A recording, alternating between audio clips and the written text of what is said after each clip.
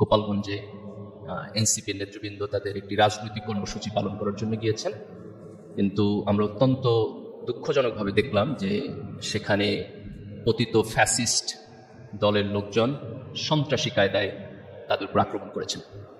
বাংলাদেশের রাজনীতিতে শেখ হাসিনার এই ফ্যাসিস্ট সরকারের পতনের আগে আমরা যেভাবে শক্তি প্রয়োগের ঘটনা দেখেছিলাম, আজকে আবার সেই একই ঘটনার পুনরাবৃত্তি আমরা সেখানে দেখলাম। এটা আমাদের অত্যন্ত আশাহত করেছে। আমরা এই অবস্থান থেকে উত্তরণের জন্যই তো আমাদের জুলাইয়ের অভ্যুত্থান ছিল। এই গণ অভ্যুত্থানের মধ্য দিয়ে আমরা যে জায়গায় এসে দাঁড়াতে চেয়েছি সেই জায়গায় তো আমরা এটা দেখতে চাইনি। আজকে এটি অত্যন্ত ক্লিয়ার যে এই ফ্যাসিবাদ যারা তৈরি করেছিল তাদেরকে যদি আমরা একটি ন্যায় বিচারের মধ্য দিয়ে না নিতে পারি, তাদের জবাবদিহিতাকে যদি আমরা নিশ্চিত করতে না পারি, তাইলে পরে তারা আজকে গোপালগঞ্জে যা করেছে তারা সারা বাংলাদেশের এই আগামী দিনে গোপালগঞ্জ বানায় ফেলবে। এ ব্যাপারে কোনো দ্বিধা আমরা দেখতেছি না। তাদের রাজনীতির মধ্যে আমরা কোনো অনুশোচনতা দেখতেছি না, তাদের রাজনীতির মধ্যে আমরা কোনো রিকনসিলিয়েশনের প্রভাব দেখতেছি না। বরং আজকে এই দুঃখজনক ঘটনা আমাদেরকে খুব স্পষ্টভাবে দেখিয়ে দিচ্ছে যে আমাদের শত্রুরা যদি আবার কামব্যাক করে তাহলে তারা আমাদের গণতন্ত্রকে কোন জায়গায় নিয়ে যাবে। এবং এই ফ্যাসিবাদী শাসন যে শুধুমাত্র আওয়ামী লীগের একটা রাজনৈতিক প্রজেক্ট ছিল তা না, তার পাশাপাশি আমাদের সমাজের বিভিন্ন অংশ এটাকে সাপোর্ট করেছে। গণমাধ্যমের ভূমিকা অত্যন্ত লজ্জাজনক ছিল। এবং আজকে দেখেন আমি একটা পত্রিকা থেকে হেডিং পড়ে শোনাচ্ছি আপনাদেরকে, আমি কোন পত্রিকা বলতেছি না। তারা লিখছে যে গোপালগঞ্জের সমাবেশ শেষে এনসিপির নেতাকর্মীদের ঘিরে হামলা, 144 ধারা জারি। এই সেন্টেন্সের মধ্যে কোনো সাবজেক্ট নাই, কোনো কর্তা নাই। ভাব পাচ্ছ যে something is happen, passive voice. কেন কর্তা নাই? তার কারণ হলো এর যে কর্তা তাকে সে আড়াল করতে চায়, তার দায় দায়িত্বকে সে স্পষ্টভাবে বলতে চায় না। এই আড়াল করার মধ্য দিয়েই গত 16 বছরে এই দেশে মূলত একটা ফ্যাসিবাদ তৈরি হয়েছে। তো ফ্যাসিস্টদের প্ল্যান তো ক্লিয়ার, তারা আমাদেরকে গণতন্ত্র দিবে না, তারা আমাদেরকে স্বাধীনতা দিবে না। আমি যদি আমার গণতন্ত্র এবং স্বাধীনতা চাই তাহলে তারা আমার গুলি করে মারবে, তারা আমার রাজনৈতিক প্রোগ্রামে আগুন জ্বালায় দিবে। কিন্তু প্রশ্ন হলো এই ফ্যাসিবাদ থেকে যখন আমরা কয়েক হাজার লোকের রক্তের বিনিময়ে, আমাদের ভাইদের আহত হওয়ার বিনিময়ে একটা স্বাধীনতা পেয়েছি, সেই স্বাধীনতার মধ্যে আমাদের দায়িত্ব কি, আমাদের কর্তব্য কি? আমরা কি এটা চেয়েছিলাম যে 1 বছর শেষ হয়ে যাবে, এখন পর্যন্ত শহীদ এবং আহতদের লিস্ট কমপ্লিট হবে না, তাদের সরকারের পক্ষ থেকে যে কম্পেনসেশন দেওয়ার কথা সেটা শেষ হবে না, বিচার প্রক্রিয়া একটা সার্টেন লেভেল পর্যন্ত অগ্রসর হচ্ছে না, এবং যে রাজনৈতিক দলগুলো এই ফ্যাসিস্টের বিপক্ষে এই সংগ্রামে আমাদের পার্ট ছিল, আজকে আমরা সেই রাজনৈতিক দলগুলোকে দেখতেছি যে তাদের মধ্যে বিভিন্ন ধরনের অনৈক্য তৈরি হইতেছে। জাতীয় ঐক্যকে সামনে রেখে একসাথে এই সংস্কার প্রক্রিয়াটাকে আমরা পথ চলবো, সেই জায়গাটাতেও আজকে আমরা ফাটল দেখতেছি। এই অনৈক্য যদি চলতে থাকে এবং আমরা যদি জাতীয় স্বার্থকে আমাদের সবকিছুর উপরে যদি স্থান দিতে না পারি, তাইলে পরে এই গণ অভ্যুত্থানের মধ্য দিয়ে আমাদের যে স্বপ্ন ছিল সেই স্বপ্ন কিন্তু ব্যর্থ হবে। আজকে জাতির প্রত্যেক রাজনৈতিক দলকে, রাজনৈতিক দলের যারা শীর্ষ নেতৃত্ব তাদেরকে, আজকে আমাদের সিভিল সোসাইটির লোকদেরকে, আমাদের গণমাধ্যমকে খুব স্পষ্টভাবে এটা বুঝতে হবে যে এই গণ অভ্যুত্থানের মধ্য দিয়ে আমরা একটা ফ্যাসিস্ট সরকারের পতন ঘটাইছি, কিন্তু ফ্যাসিবাদী সিস্টেম থেকে পুরোপুরি বের হয়ে যাওয়ার যে প্রক্রিয়া, সেই প্রক্রিয়া কিন্তু আমরা এখনো কমপ্লিট করতে পারি নাই। এই জায়গায় আমাদের ফোকাস থাকতে হবে, এই জায়গায় আমাদের ঐক্য থাকতে হবে। আজকে দেখেন জুলাইয়ের ঘোষণাপত্র আজকে পর্যন্ত হয়নি। জুলাইয়ের ঘোষণাপত্রের ব্যাপারে খুব স্পষ্টভাবে ডেট দেওয়া ছিল, কিন্তু সরকার এখন পর্যন্ত সেই ডেটের মধ্যে এটা ঠিকঠাক মতো কতটুকু অগ্রসর হয়েছে সেই ইনফরমেশন আমাদের কাছে নাই। আজকে জুলাইয়ের ঘোষণাপত্র সংবিধানে যাবে কি যাবে না, এটা নিয়ে আমাদের রাজনৈতিক নেতৃবৃন্দ একমত হতে পারতেছে না। আজকে জুলাইয়ের সনদের আগে আমাদের সংস্কার প্রস্তাব নিয়ে আলাপ আলোচনা হওয়ার কথা। আমি আজকে পত্রিকায় দেখলাম যে সংসদের উচ্চকক্ষের যে প্রস্তাব ছিল, তো সেই উচ্চকক্ষে পিআর পদ্ধতিতে হবে কি হবে না এটা নিয়ে মতান্তরের কারণে তারা টোটাল উচ্চকক্ষই বাদ দেওয়ার প্রস্তাব করে ফেলছে।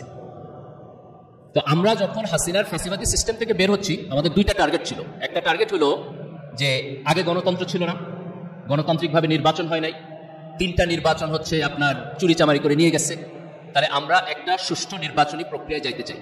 এটা হচ্ছে আমাদের একটা ফিলসফি।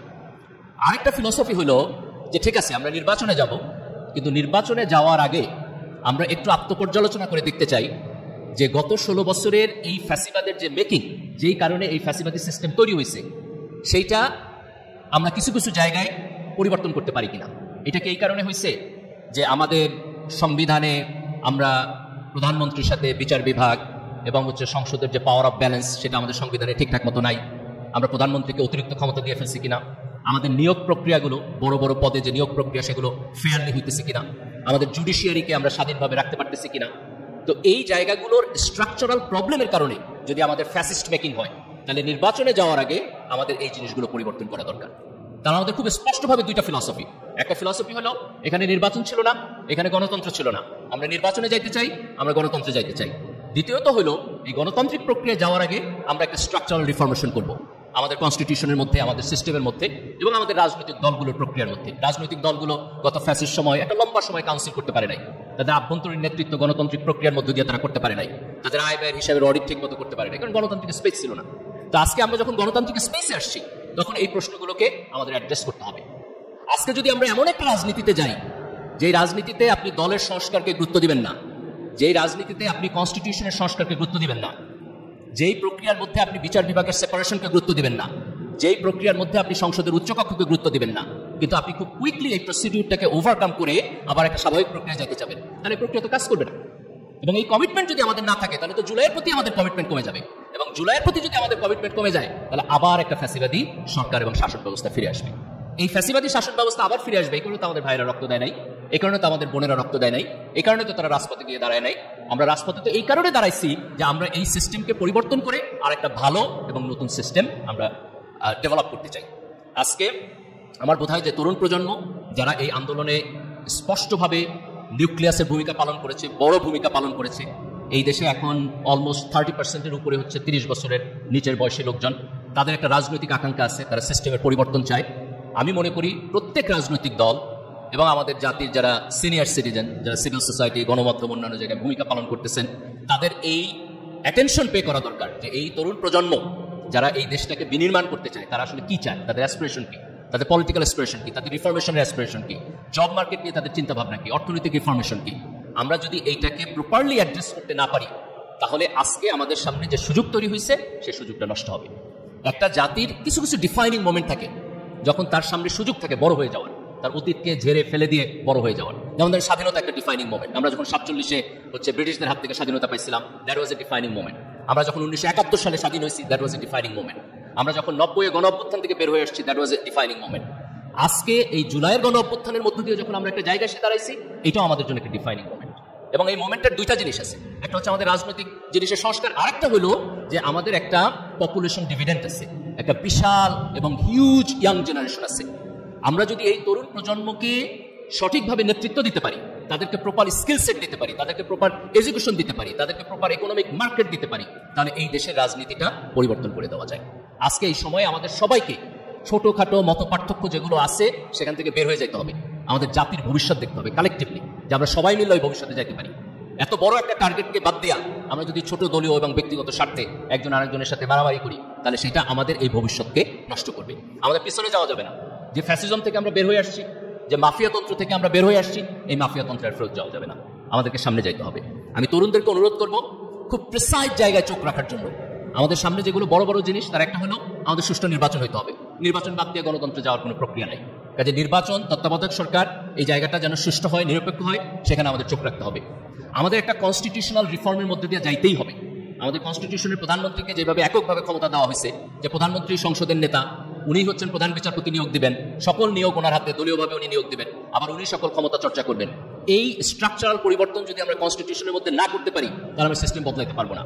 আমাদের সংসদের একটা উচ্চকক্ষ দরকার, যেই উচ্চকক্ষের কম্পোজিশন নিম্নকক্ষ থেকে আলাদা হইব, যাতে করে উচ্চকক্ষ নিম্নকক্ষের হাতে যে পাওয়ার থাকবে সেটাকে ব্যালেন্স করবে। এই ব্যালেন্সটা ছাড়া যদি আমরা নির্বাচনে যাই, তাহলে হচ্ছে আমরা আবার একটা ফ্যাসিবাদী সরকার ব্যবস্থা এখানে দেখব। তো এই জায়গায় আমাদেরকে প্রিসাইসলি চোখ রাখতে হবে। আরেকটা জায়গায় আমাদের প্রিসাইসলি চোখ রাখতে হবে, সেটা হচ্ছে আমাদের ইকোনমিক রিফরমেশনের মধ্যে তরুণদের জন্য শিক্ষা এবং এমপ্লয়মেন্ট। আমরা যদি তাদের চাকরির ব্যবস্থা না করতে পারি, এবং এইখানে আমাদের চোখটা শুধু খুব ভালো রেজাল্ট যারা করে শুধু তাদের ক্ষেত্রে না, যারা এবার এসএসসি পরীক্ষার মধ্যে 60% পাস করছে, যে 40% ফেল করছে, আমার ইকোনমিক মডেল তাদের জন্য হইতে হবে। তারাও যাতে বিভিন্ন স্মল বিজনেস করে তার অন্যান্য ক্যাপাসিটি এবং কোয়ালিটি দিয়া আমার এই ইকোনমিক মডেলের মধ্যে অ্যাকোমোডেশন করতে পারে, সেইখানে আমাদেরকে যাইতে হবে। এই যে পলিটিক্সে যে সমস্ত রেটরিক, একজন আরেকজনকে গালাগালি করে নানান বিষয়ে কথা তোলে, এগুলোর দিয়ে চোখ দেওয়া যাবে না। এই ছোটখাটো জায়গায় যেন আমাদের চোখ না থাকে। আমাদের গণতান্ত্রিক নির্বাচন, আমাদের কনস্টিটিউশনাল রিফর্ম এবং আমাদের তরুণ প্রজন্মের শিক্ষা এবং তার চাকরি, এই জায়গায় চোখ থাকতে হবে।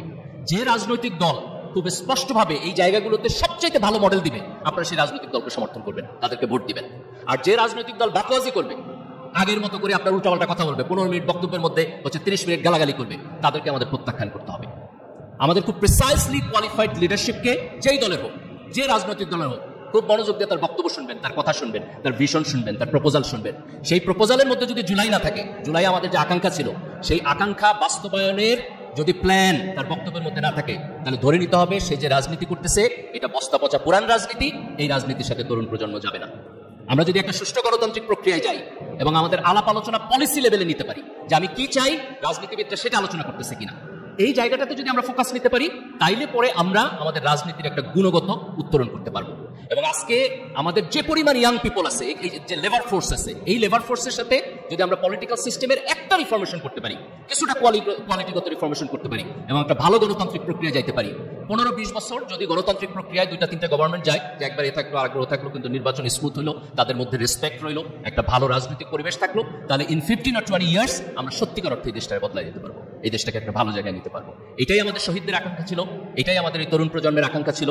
আমাদের সকল পর্যায়ের লোকেরা, রাজনীতিবিদরাই তো একমাত্র লিডার না, এর বাইরেও আমাদের সকল প্রফেশনাল গ্রুপ আছে, বিজনেসম্যান আছে, সাংবাদিক আছে, শিক্ষকরা আছেন, ডাক্তাররা আছেন, ব্যুরোক্র্যাটরা আছেন, চিকিৎসকরা আছেন, আপনার অন্যান্য পেশাজীবীরা আছেন, তারা সবাই যদি এই স্বপ্নটাকে সামনে রাখে এবং এইভাবে আমাদের রাজনৈতিক প্রক্রিয়াকে এক ধরনের গণজবাবদিহিতার জায়গায় আনে, তাহলে আমি মনে করি যে সিস্টেমের পরিবর্তন হবে। আমি ইন্টারিম সরকারকে খুব স্পষ্টভাবে বলবো যে জুলাইয়ের ঘোষণাপত্র থেকে শুরু করে আমাদের যে আকাঙ্ক্ষা, সেটাকে যেন প্রপারলি অ্যাডজাস্ট করেন ওনারা। এই সময়ে যদি আমরা ফেল করি, তাহলে কিন্তু এই মোমেন্টটা আমরা আর পাবো না। তো আল্লাহ সুবহানাহু ওয়া তাআলা আমাদেরকে ছোটখাটো ডিস্ট্রাকশন থেকে যেন চোখ সরায় রাখার তৌফিক দান করেন এবং আমরা খুব স্পষ্টভাবে বড় জায়গা, যেটার পরিবর্তন হইলে দেশ এবং জাতির সামনের দিকে এগিয়ে যাবে, সেই জায়গায় যেন আমরা প্রিসাইজ থাকতে পারি, সেই জায়গায় যেন আমরা এমফাসাইজ দিতে পারি, সেটাকে সামনে রেখে যেন আমরা অ্যাক্টিভিজম করতে পারি। আল্লাহ সুবহানাহু ওয়া তাআলা আমাদের সেই তৌফিক দান করুক। এই আকাঙ্ক্ষা রেখে আমি আমার বক্তব্য শেষ করছি। আল্লাহ হাফেজ। বাংলাদেশ জিন্দাবাদ।